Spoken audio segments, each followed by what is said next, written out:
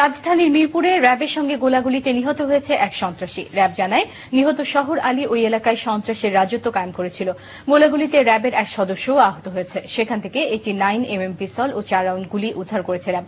এছাড়া রাজধানী থেকে অপহরণ হওয়া এক ব্যবসায়ীকে উদ্ধার করেছে পুলিশ। রিপোর্ট রিজওয়ান কাদেরের।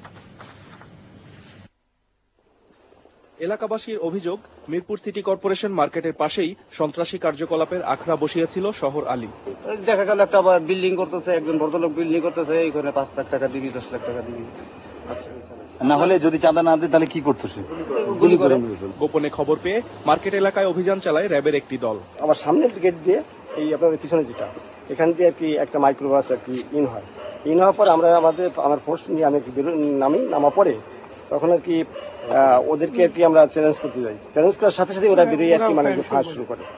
ফায়ার করার পর তখনই আমরাও পাল্টা ফায়ার করি। এই ফায়ারে ওই শীর্ষ সন্ত্রাসী শহর আলী আর কি আহত হয় এবং এর সঙ্গে আরো 2 জন আর কি ছিল।